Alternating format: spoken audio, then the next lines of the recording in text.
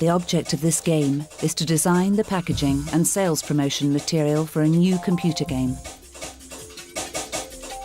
Look at the variety of graphic products on display in this shop, all directing the target audience toward the product. Posters, point of sale stands and packaging. Now watch the new product, G-Police 2 Weapons of Justice.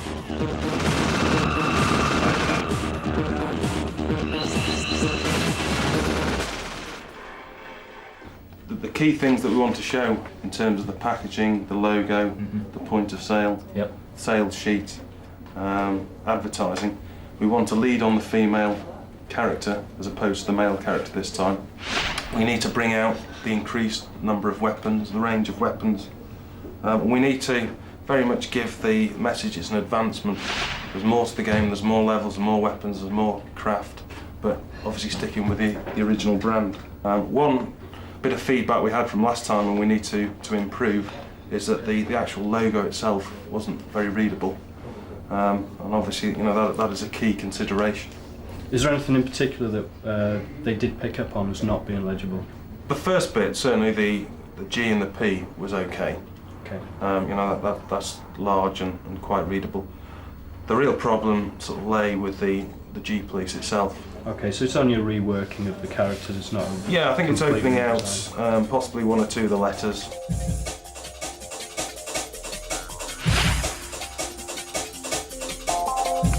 We always start initially with the logo. Weapons of Justice is the title of the game. G-Police is the brand. What I'm doing is changing the shape of the characters. We want to keep the feel. We need to make it look a little more legible. Once we've got the logo, we would move on to the main packaging image.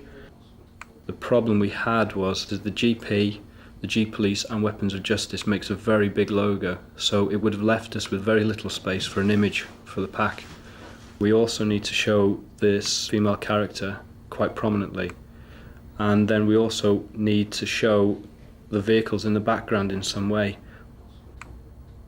Each of the images is made up of layers, so we can move separate images around individually until we feel that the balance is right, the scale is right.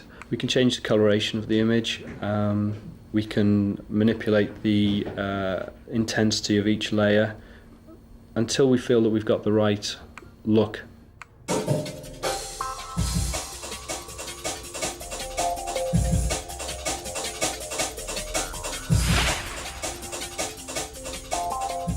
We've first of all started with the logo. We've reworked some of the lettering. As you can see, I've altered the shape of the G and the L quite radically. It makes it a lot more legible than it was before. We've also made the lettering 3D this time. We've brought it out a lot more than it was in the original G-Police. I certainly like the way that you've brought all the lettering out. It's very clear. That's very good. That's the finished pack. Yeah. We've incorporated the girl, as you said. So then we've carried that through then to all of the other elements. Yeah, you've certainly stuck to the brief and concentrated on the female character as the lead. Different vehicles in the background, the explosions, the excitement, the cityscape. I like the colouring, it's different. Moving on, yes, the various elements, the discs, back of box, yeah, that's fine. As for the point of sale, we've worked on a couple of ideas. Yeah. Firstly, using one of the... Anthony presents models for possible 3D display stands. These will be 4 feet high. Basically adapting the packaging. Yeah. Just for your interest, there is a third option.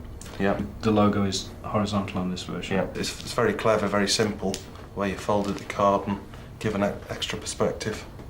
Throws the pack shot forward, and certainly where the logo stuff sits, sort of nice in front of the characters. You've almost got, well, 2 or 3 different perspectives here. Yeah.